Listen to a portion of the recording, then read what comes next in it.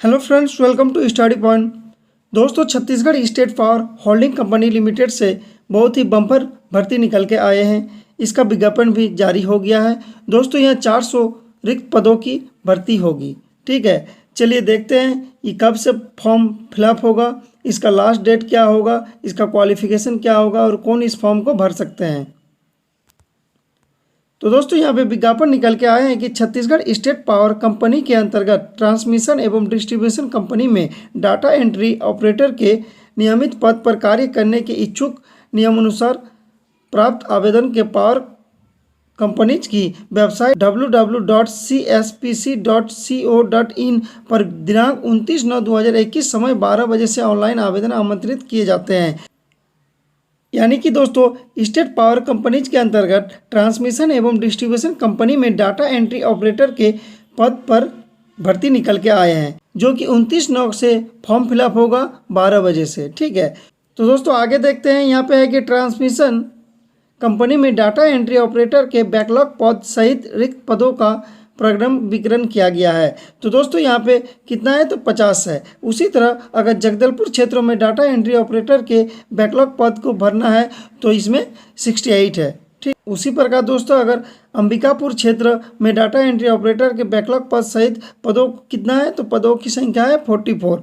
Next है कि अगर रायपुर, बिलासपुर, रायगढ़, दुर्ग, राजनांदगांव क्षेत्र में डाटा एंट्री के बैकलॉग पदों में कितना है तो 238 कुल मिला के। ठीक है, चलिए आगे देखते हैं। दोस्तों आगे है कि मूल निवासी।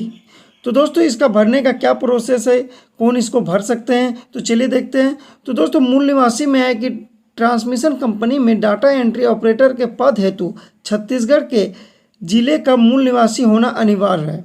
डाटा एंट्री ऑपरेटर के पद हेतु छत्तीसगढ़ राज्य के जिले का मूल निवासी होना जरूरी है। जैसे आगे दिया हुआ है कि डिस्ट्रीब्यूशन कंपनी ने जगदलपुर क्षेत्रों में अगर डाटा एंट्री के पद को अगर भरना चाहते हैं तो उसको बस्तर संभाग के अंतर्गत जिले का मूल निवासी होना चाहिए।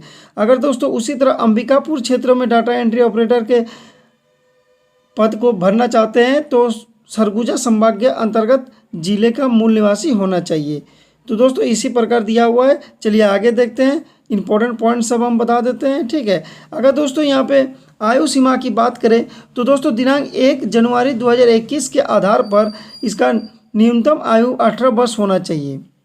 यानी कि 1 जनवरी 2021 को 18 वर्ष होना चाहिए कम से कम, और अधिक से अधिक 45 वर्ष होना चाहिए। चलिए नेक्स्ट देखते हैं। दोस्तों नेक्स्ट शैक्षिक योग्यता की बात करें तो दोस्तों यहाँ पे दिया हुआ है कि उम्मीदवार द्वारा डाटा एंट्री ऑपरेटिंग पद की अधोलिखित शैक्षिक को ऑनलाइन आवेदन के अंतिम दिनांक तक पूर्ण करना अनिवार्य है। यानी कि दोस्तों यहाँ पे जो भी मांगा है ये ऑनलाइन आवेदन करने का जो अंतिम तारीख है उतना दिन तक ये कंप्लीट होना चाहिए। जैसे कि यहाँ पे बताया गया है कि यूजीसी के मान्यता प्राप्त विश्वविद्यालय से न्यूनतम द्वितीय श्रेणी में स्नातक डिग्री उत्तीर्ण। यानी कि दोस्तों यहाँ तो क्लियर है कि ग्रेजुएशन की डिग्री चाहिए, वह भी द्वितीय श्रेणी में। अगर थर्ड में आते हैं तो वो फॉर्म को अप्लाई नहीं कर सकते। और नेक्स्ट बताया है कि किसी मान्यता प्राप्त संस्था के डाटा एंट्री ऑपरेटिंग प्रोग्राम में 1 वर्षीय डिप्लोमा प्राप्त करना चाहिए। ठीक है, चलिए नेक्स्ट देखते हैं। दोस्तों हम सारा इंपॉर्टेंट पॉइंट्स ही बता दे रहे हैं। ठीक है, बाद में आपको टेलीग्राम में ये नोटिफिकेशन दे देंगे, वहाँ से आप अच्छा से देख लीजिएगा।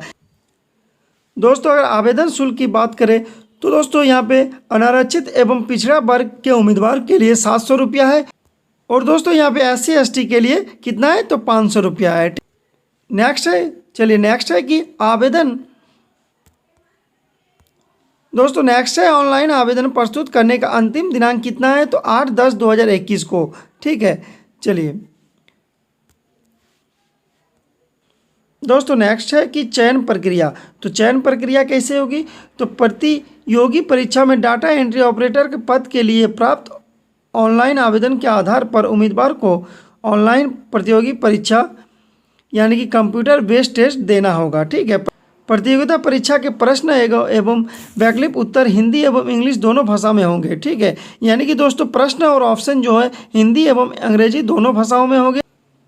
दोस्तों नेक्स्ट है कि प्रतियोगिता परीक्षा में 2 घंटे की होगी, जिसमें 100 क्वेश्चन रहेगा, और दोस्तों यहाँ पे एक गलती पे 1/4 नंबर कटौती की जाएगी। ठीक है दोस्तों, यहाँ सिलेबस की बात करें तो दोस्तों सामान्य ज्ञान से 25 अंक का पूछे जाएंगे और सामान्य कंप्यूटर ज्ञान से 15 अंक का पूछे जाएंगे। और दोस्तों सामान्य मानसिक योग्यता यानी कि रीजनिंग से 15 पूछे जाएंगे और सामान्य गणित से 15 पूछे जाएंगे। और दोस्तों सामान्य हिंदी यानी कि व्याकरण से 20 क्वेश्चन पूछे जाएंगे और सामान्य अंग्रेजी व्याकरण से 10 क्वेश्चन पूछे जाएंगे। तो दोस्तों ये है आपका सिलेबस। ठीक है, तो दोस्तों हम डेली प्रैक्टिस सेट कराते हैं, जो अभी तक लगभग 5 प्रैक्टिस सेट हो चुका है। तो दोस्तों चैनल पे न्यू है तो सब्सक्राइब करके बेल आइकन को प्रेस कर ले, ताकि प्रैक्टिस सेट करने से आपको बहुत ही बेनिफिशियल होने वाला है। तो दोस्तों थैंक्स फॉर वॉचिंग।